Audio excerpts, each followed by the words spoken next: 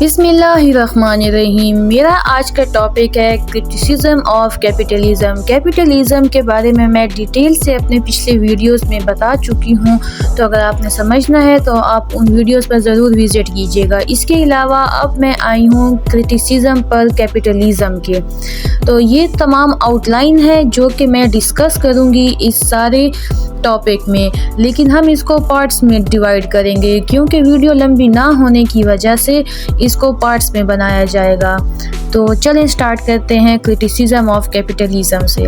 Criticism of capitalism is basically people not being happy with how the economy works under capitalism. They argue that it led to a big gaps between rich and poors, benefiting only a few while hurting most people. इसमें यह कहा जा रहा है criticism में कि वो लोग जो कैपिटलिज्म के सिस्टम से खुश नहीं है, वो ये समझते हैं कि कैपिटलिज्म गरीब और अमीर के दरमियान काफ़ी गैप पैदा करते हैं और कुछ लोगों को ये फ़ायदा पहुंचाते हैं, खुश करते हैं, और बहुत ज़्यादा लोगों को ये हर्ट करते हैं। तो ये क्रिटिसिज्म ऑफ कैपिटलिज्म में कहा जाता है। इसके बाद ये कहा जाता है कि जो क्रिटिक्स हैं वो कैपिटलिज्म के बारे में क्या कहते हैं। तो कुछ क्रिटिक्स जैसे एनार्किस्ट ये कहते हैं कि गवर्नमेंट कंट्रोल को बिल्कुल ख़त्म कर देना चाहिए। कुछ जैसे मार्क्सिस्ट और सोशलिस्ट हैं वो ये कहते हैं कि इक्वालिटी होनी चाहिए और गवर्नमेंट का ज़्यादा रोल होना चाहिए। और कुछ कहते हैं कि कैपिटलिज्म जो है वो रेवोल्यूशन का सबब बनेगा, मतलब कि रेवोल्यूशन होगा। कुछ कहते हैं कि ये सारे सिस्टम को कुछ पॉलिटिक्स में चेंजिंग करके ठीक किया जा सकता है। सिंपली ये जनरल ओवरव्यू है।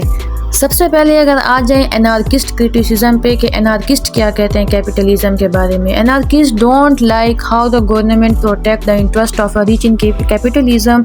दे believe that owning property and making money rely on a force or unfairness only benefiting a small group of people. They think that as long as there is a government, capitalism will keep favouring profit over everything else.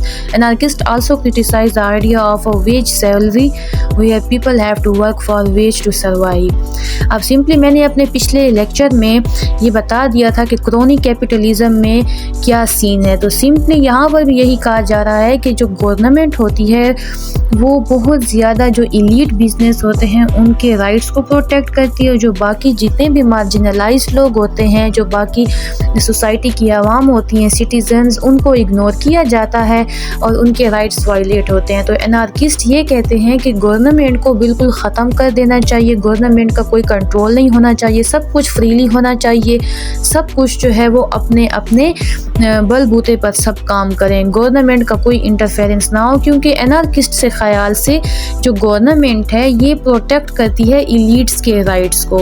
इसके अलावा जो anarchist है ये veg salary के भी against है, जो कि कैपिटलिज्म में काफ़ी ज़्यादा पाई जाती है। जिस तरह से जो लेबर होते हैं, वेज सैलरी का मतलब ये है कि जो लेबर होते हैं उनको उनकी मेहनत के मुताबिक सैलरी नहीं दी जाती है, उनके मेहनत के मुताबिक ही उनको रिवार्ड नहीं दिया जाता। बस इतना दिया जाता है कि वो लेबर्स ज़िंदा रह सकें और ज़िंदा रह के जो एलीट्स होते हैं, जो ओनर्स होते हैं, उनके काम कर सकें। तो ये वेज सैलरी है, मतलब कि लेबर को उनकी मेहनत के मुताबिक रिवार्ड्स नहीं दिया जाता।